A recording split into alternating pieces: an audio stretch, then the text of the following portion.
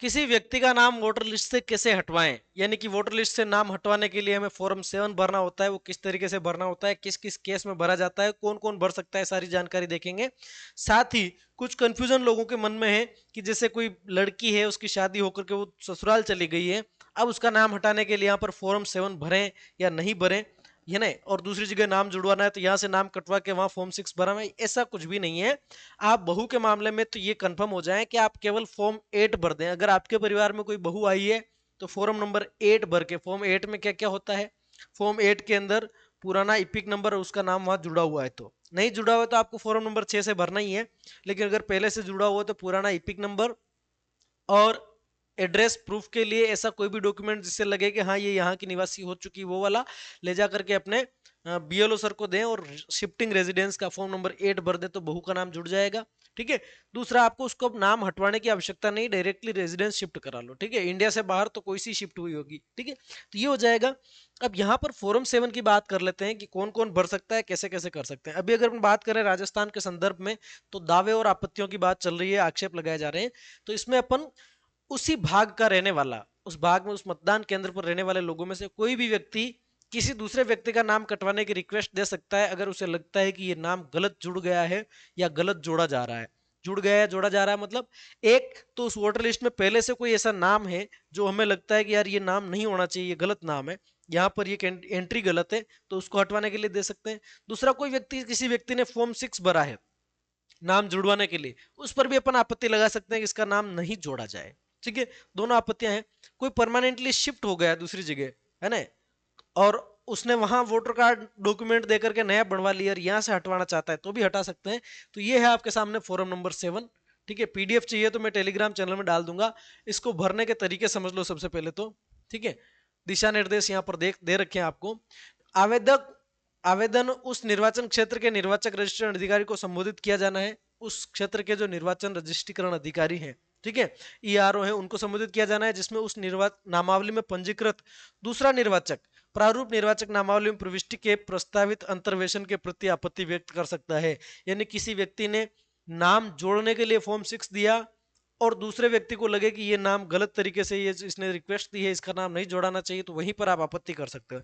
यानी ए व्यक्ति अपना नाम जुड़वाने की एप्लीकेशन देता है और बी को आपत्ति हो जाती है कि नहीं इसका नाम नहीं जुड़ना चाहिए, ये ईआरओ सर को ये फॉर्म 7 दे सकता है कि इसका नाम नहीं जोड़ा जाए। ठीक। दूसरा, उस व्यक्ति का विवरण जिसके नाम का, चलो ये तो हो गया, उस व्यक्ति का विवरण जिसके नाम का अंतर्वेशन करने में आपत्ति व्यक्त की गई, उस व्यक्ति का विवरण जिसकी प्रविष्टियां विलोपित की जानी है, यानी जिसका नाम हटाना है या जिसका नाम नहीं जोड़ना है, उसकी डिटेल्स आपको इसके अंदर भरनी है। साथ ही 3 विकल्पों में से, ऊपर 3 विकल्प अभी बताऊंगा मैं आपको, ये 3 विकल्प यहाँ पर आपके सामने आएंगे।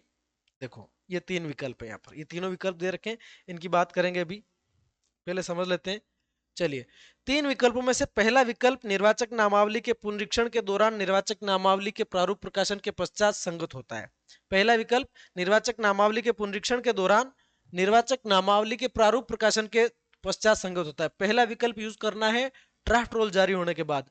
दूसरे शब्दों में निर्वाचक नामावली में अंतिम प्रकाशन के समय विलोपन की सूची में प्रारूप नामावली में आक्षेपित प्रविष्टि को दर्शाना।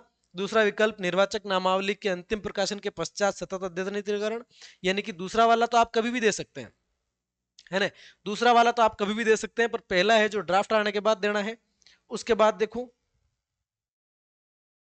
है ना, और दूसरे शब्दों में अंतिम निर्वाचक नामावली में पहले से ही अंतर्वेशित प्रविष्टि को विलोपन करने के लिए। कोई फॉर्म 6 लगा रहा है, उसका नाम नहीं जोड़े जाने के लिए पहला प्रकार है। किसी का नाम पहले से जुड़ा हुआ है, उसको हटाने के लिए दूसरा प्रकार है। नहीं, सिवाय उस व्यक्ति के, देखो उसके बाद देखो दूसरे शब्दों में अंतिम, ये कृपया प्रारूप भरते समय उपयुक्त विकल्प पर सही का निशान लगाए, तीनों में से एक सेलेक्ट करना पड़ेगा।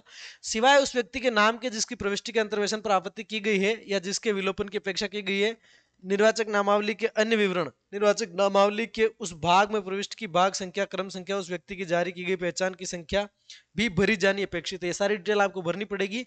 ये विवरण निर्वाचक नामावली के संबंधित भाग में उपलब्ध है।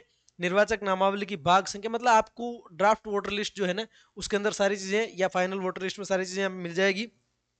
प्रविष्टि के अंतर्वेशन पर आपत्ति व्यक्त करने, विलोपन चाहने के लिए 3 में से प्रत्येक विकल्प के लिए अलग अलग आवेदन दाखिल किए जाने अपेक्षित है।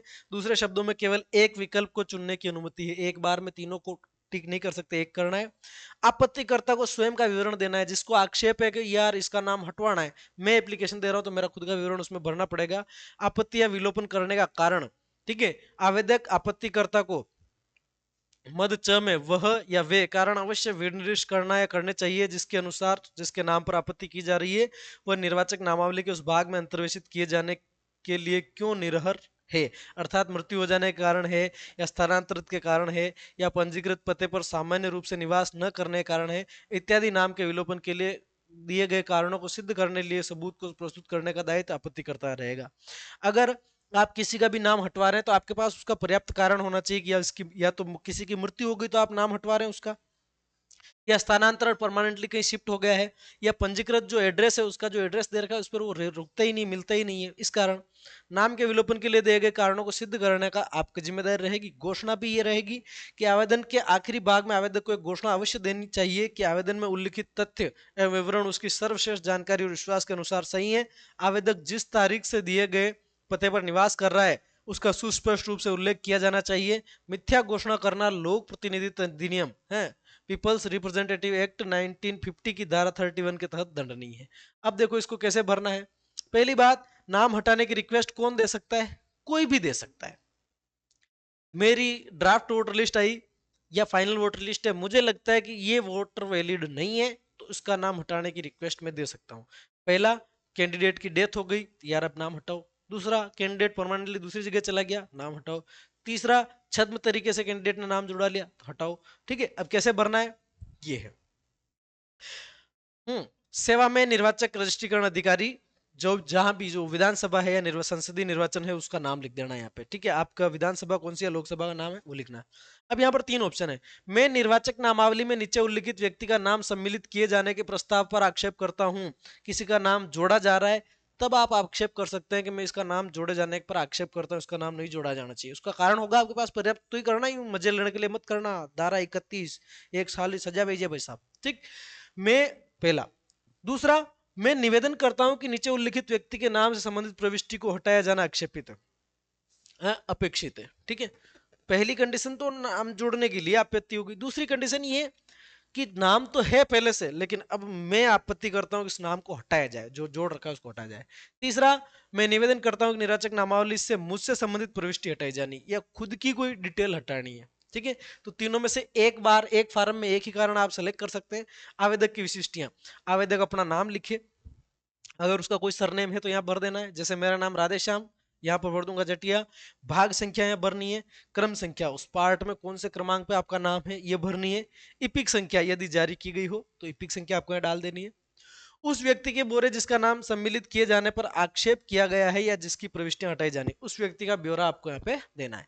जिसका नाम हटाना चाह रहा हूँ, या तो जिसका नाम जोड़ने पर आप आपत्ति कर रहे हो या जिसका हटा रहे हो उसकी डिटेल यहाँ देनी है। ठीक है, जिसका नाम हटवाना उसका नाम डाल दो, उपनाम डाल दो, भाग संख्या डाल दो, क्रम संख्या जहां पे नाम दर्ज है वो डाल दो, इपिक संख्या अगर आपको पता है तो डाल दो, बाकी छोड़ दो। ठीक है, आक्षेप या हटाए जाने के कारण को सुस्पष्ट तरीके से यहाँ पर आप लिख देंगे, जैसे कि इस व्यक्ति की इतनी तारीख को मृत्यु हो गई है, मुझे अच्छे तरीके से पता है कि इस व्यक्ति की मृत्यु हो गई इसलिए नाम हटाया जाए, या ये व्यक्ति इतने साल से वहां पर दूसरी जगह रह रहा है। ठीक है, जो भी कारण है स्पष्ट कर दे।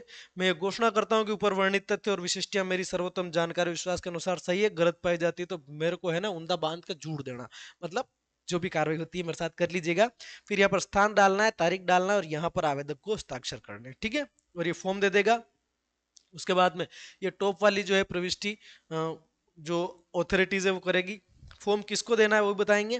क्षेत्र स्तर पर सत्यापन अधिकारी की टिप्पणी यानी कि बीएलओ की टिप्पणी यहाँ आ जाएगी। उसके बाद में देखो, निर्वाचन क्षेत्र के निर्वाचक रजिस्ट्रीकरण ऑफिसर द्वारा भरा जाना है, ये तो आपको नहीं भरना है, ये ऑफिसर भरेंगे। ठीक है, अब आप देखो यहाँ पर श्रीमती कुमारी का प्रारूप, साथ में आवेदन, वर्तमान पता जहां आवेदक मामूली निवास करता है, आवेदक का मतलब जिसने फॉर्म लगाया है, मकान संख्या, उसका एड्रेस पड़ेगा पूरा का पूरा, आवेदक का एड्रेस पड़ेगा यहाँ पर पूरा का पूरा। ठीक है, पिन कोड पड़ेंगे, है ना, जिला राज्य सब कुछ स्वीकार कर लिया गया है। और श्रीमती कुमारी के नाम को निर्वाचन क्षेत्र के भाग संख्या क्रम संख्या से हटा दिया गया है। हटा दिया गया है तो यहाँ लिखेंगे कि हाँ भाई आपने आपत्ति की इसलिए नाम हटा दिया, है ना, या फिर आपका आवेदन रिजेक्ट कर दिया तो यहाँ लिखेंगे। और ये पूरा पूरा प्रविष्टियां रहेगी। और यहाँ पर ये जब आप फॉर्म सबमिट करेंगे, फॉर्म देंगे, तो यहाँ पर ये आपको रसीद मिल जाएगी। तो ये है फॉर्म 7 का तरीका। और इसको भरने के लिए ये जो सावधानियां हैं मैंने आपको यहाँ पर बता दी है, ये आपको अच्छे से पढ़ लेनी है। तो ये फॉर्म 7 होता है, अपने बीएलओ सर को दे सकते हैं, ईआरओ सर को दे सकते हैं, एईआरओ सर को दे सकते हैं, कहीं पर भी आप जमा करा सकते हैं इन तीनों अधिकारियों में से। तो ये फॉर्म 7 का तरीका रहता है साथियों नाम हटाने का। बहुओं के मामले में फिर से बता रहा हूँ, आपकी बेटी शादी करके दूसरे गांव गई है, तो भी आपको ऐसे नाम हटवाने की आवश्यकता नहीं है। डायरेक्टली जो सामने वाले बीएलओ सर है जहां पर वो गई है, वो वहां का एड्रेस वगैरह वहां पर दे देगी कि सर मेरा नाम जो है शिफ्ट कर दो, तो वहां से फॉर्म शिफ्ट का फॉर्म भर देंगे। ठीक है, तो ये तरीका रहेगा। बाकी मिलते हैं अगले वीडियो में, तब तक के लिए धन्यवाद।